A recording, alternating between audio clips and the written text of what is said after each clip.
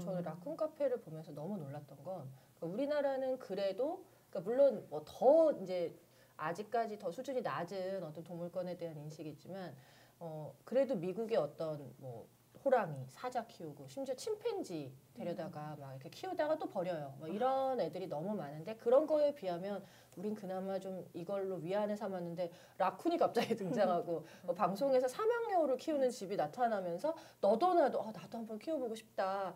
뭐 되게 많아요. 근데 그 아이들을 수입하는 것 자체가 불법인데 이게 이제 사람들이 이제 개고양이로 만족하지 않는 거죠. 좀 더 희귀하고 조금 더 특이한 동물들을 키우고자 막 카페를 만들고 서로 이렇게 알아보고 이러는 걸 보면서 무서워지기 시작했어요. 이민 가야 되나 이렇게 생각했는데 그런 거에 대한 어떤 활동을 이제 딱 누군가가 어떤 단체에서 되게 전문적으로 이걸 이제 막을 수 있는 거잖아요. 전 그게 되게 좀 놀라운 것 같아요. 사실 고백을 하자면 저도 라쿤 카페를 한번 가본 적이 있었거든요.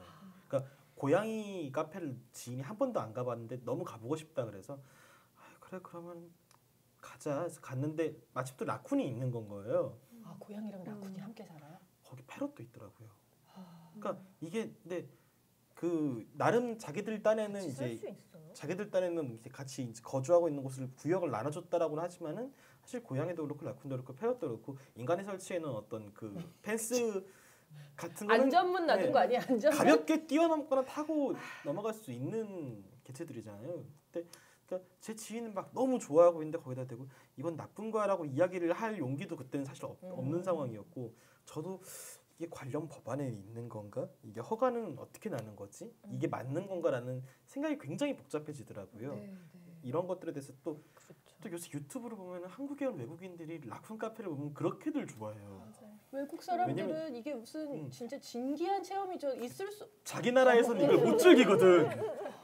아 몰라 부끄러워. 얘기할수록 부끄러워. 우리나라의 동물권에 대한 현실에 대해서 우리 박 변호사님께 좀 여쭤볼게요. 예. 네.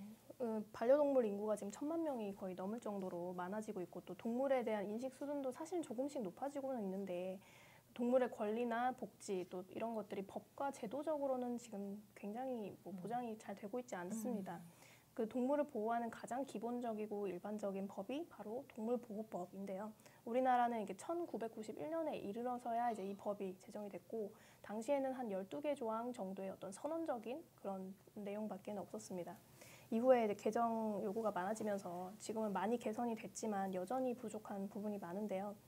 뭐 동물복지와 관련된 정책 이런 것도 이제 조금씩 고민을 하고 있는 단계예요. 일단은 뭐 동물보호법의 문제 같은 거를 조금 말씀을 드리면 일단 대표적으로 동물 학대에 대한 규정이 너무 부실하고요. 맞아요. 네, 또 특정한 행위만 처벌해서 또 처벌의 공백이 많습니다. 또 동물을 학대한 소유자도 지자체가 이제 긴급 구조한 동물에 대해서 언제든지 돌려달라고 할 수 있다는 그런 것도 문제고, 네, 또 향후에도 또 동물을 소유를 할 수 있다는 것도 문제입니다. 맞아요. 그러니까 데려다가 저도 이제 구조를 많이 했었는데. 구조를 해서 구조할 때도 구조가 아니라 학대의 케이스도 그 소유자에게 사정을 해서 이 사람이 소유권을 직접 포기한다라는 사인을 해줘야만 우리가 그 아이를 데려올 수 있는 거고 데려오고 나서 한 1년 정도 1년도 아니에요. 한 몇 개월만 지나면 딴 애를 또 키우고 있어요. 또 괴롭히고 있는 거지. 그렇죠. 진짜 말도 안 되는. 그러니까 우리 그런 얘기 되게 쉽게 하잖아요. 뭐 내가 새로 사줄게라는 얘기를 되게 많이 하잖아요. 그러니까 되게 그 개든 고양이든 어떤 반려동물이든 간에 약간 그 샵에서 그 호주머니 좀 털면은 금방이라도 살 수 있는 존재라고 생각을 하는 물건처럼. 그러니까 그게 제일 문제인 거죠. 네, 그러니까 동물이 이제 물건과 똑같이 취급이 되고 특히 이제 법적으로도 동물이 물건이라고 이제 보고 있는데 물건을 부수는 행위 그리고 또 동물을 죽이는 행위가 법적 평가로 사실 다르지가 않거든요. 네, 이게 굉장히 국민 정서에도 반하는 거고 또 생명 존중이라는 이런 가치를 제대로 지키지 못하고 있다는 그런 의미가 될 수 있겠어요. 안 돼. 다른 나라에서는 이러진 않을 거 아니에요. 네, 뭐 예를 들어 동물복지 선진국이라고 불리는 독일, 오스트리아, 또 스위스 이런 나라에서는 동물과 물건이 별도의 법적 지위를 갖는 걸로 규정을 하고 있고 헌법에도 국가의 동물 보호 의무 또는 이제 동물을 생명체로서 존중할 것을 명시를 하고 있습니다. 이게 우리나라에도 그 헌법에 동물에 관련된 조항은 그럼 없는 거죠. 네, 지금 우리나라 헌법에는 아쉽게도 동물이라는 언급 자체가 없고요. 그 일전에 문재인 대통령이 헌법 개정안을 발의를 하면서 국가가 동물 보호를 위한 정책을 마련하도록 하는 그런 조항을 포함을 했었는데 이게 이제 뭐 동물권, 동물 복지 이런 용어가 들어가진 않았지만 굉장히 진전된 그런 개정안으로서 환영을 받았었는데 네. 네, 국회에서는 투표 불성립으로 폐기가 되게 됐죠. 왜 이게 투표 불성립이 됐을까요? 되게 화났어요. 아까 이거 읽으면서. 이제 좀 예. 네. 저는 약간 그런 생각은 좀 들죠. 이제 헌법 개정을 이제 뭐 우리가 이거를 계속 뭐 임기 중에 몇 번을 이제 뭐 더 이렇게 붙여서 거푸 개정을 할 수는 없으니까 한 번째 개정을 만들 때 잘 만들기 위해서 약간 논의가 더 많이 돼야 되는 부분들도 있지만 헌법에 이렇게 포함이 당장에 안 된다고 하더라도 이제 뭐 동물보호법을 조금 더 많이 강화를 한다든지 하는 방식으로 네. 사실 이렇게 그 정부의 공약 같은 것들이 좀 꾸준히 이제 좀 지켜지는 방향으로 갔으면 좋겠다는 생각도 저는 뉴스를 보면서 좀 했고요. 네. 공식적으로 사고 파는 거 이게 없어졌으면 좋겠어요. 저는 우리나라에서 좀. 맞아요. 그 지점 때문에 그렇습니다. 너무 정서적으로. 그리고 무엇보다도 개식용.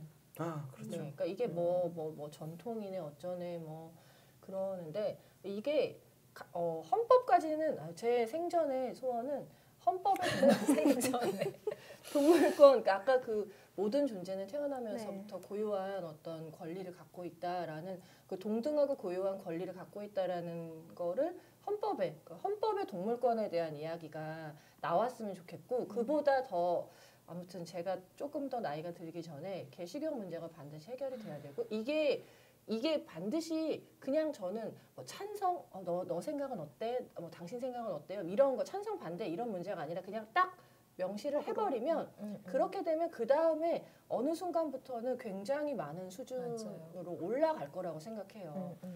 그게 꼭 네. 됐으면 좋겠어요. 사실 이게 또 개식용 관련해 가지고는 국민 정서가 점점 더 가면 갈수록 이제 굳이 개를 식용을 해야 되느냐라는 쪽이 훨씬 더 많아지긴 했는데 이게 명문화가 안 되어 있다 보니까 이게 관련 산업에 종사하고 있는 분들의 반대가 계속 이제 나오면은 그것 때문에 뭐 이렇게 법적으로 이렇게 금지를 하는 게 자꾸 좌초되고 좌절되고 이런 거를 반복해 왔잖아요, 사실은. 그러니까 국민 정서는 꾸준히 약간 우리가 생각하는 바람직한 방향으로 가고 있는 건 맞는데 네. 이거를 입법 기관에서도 조금 더 이제 힘을 써서 좀 결단을 내주면 좋겠다라는 생각도 좀 들고요. 그래서 박 변호사님이 네. 그런 걸 실질적으로 지금 진행하실 수 있는 분이라서 너무 네, 정말 좋아요. 든든합니다. 그러니까요. 네, 이렇게 네. 법을 아는 사람이 우리 패널에게 얼마나 아. 든든해요 이게. 나는 정말. 분노만 할 줄 알지 하는 게 없어. 그래요. 저희도 일단 분노를 먼저 한 뒤에 네. 변호사들이 모여서 논의를 합니다. 이게 어떻게 보면 저는 동물과 관련된 직접적인 일을 하고 있지만 변호사님은 그냥 동물을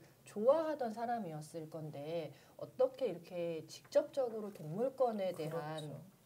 사실 되게 쉽지 않은 일일 수도 원래 있거든요. 하시는 일도 많으시고 그렇잖아요. 이게 뭐 수익이 어떤 뭐 이득을 주는 것도 아니고 아니고. 사실 이걸 하다 보면 약간 아웃사이더가 될 수밖에 없는 네. 그런 부분이 있는데 저희는 핵 아웃사이더들이고요. 네.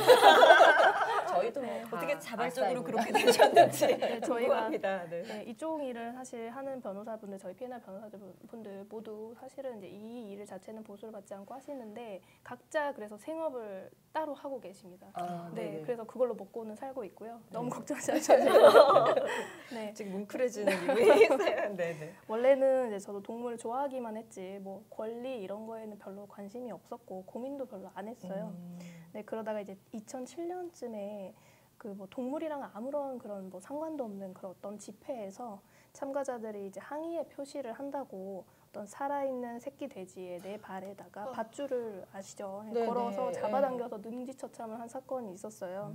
네, 사법연수원에 있던 때 우연히 이제 그때 현장 사진을 보게 됐는데 이제 막 거기에 돼지의 표정을 굉장히 클로즈업한 사진이 있었어요. 그러니까 막 피를 쏟으면서 고통스러워하는 그 돼지 얼굴을 보게 됐고 그때 이제 사실 너무 충격을 받아서 제가 사실은 굉장히 몇 날 며칠 동안 돼지를 이제 못 먹겠다라는 생각도 사실은 들었고 인간으로서 일단 너무 미안했거든요. 네. 네, 그때 인간이 뭐길래 도대체 동물을 이렇게까지 마음대로 다루나 또 지능 좀 뛰어나다고 혹은 힘이 좀 더 세다고 뭐 이런 동물을 막 이용하고 학대할 권리가 있는 건가 이런 거에 대한 고민을 하게 됐고 뭐 그 이후로 사실 동물권에 대한 관심을 갖게 됐습니다. 저도 이걸 기억하는데 이 시위는 정말 그냥 정부에 항의를 하겠다는 거였는데 그 어떻게 보면 아무 정말 얘는 밑도 끝도 없는 거예요. 그냥 그 아이들이 우리가 얼마나 고통스러운지 보여주겠어라는 것과 똑같은 왜 거였기 살아있는 때문에 애를 그렇게 해야 돼? 저 여러 가지 다른 것도 있는데. 그러면서 저는 그러니까 진짜 네, 잔인한 그렇습니다. 일이죠. 네. 그러니까, 그리고 뭐 한 가지 더 덧붙이자면 뭐 이런 거죠.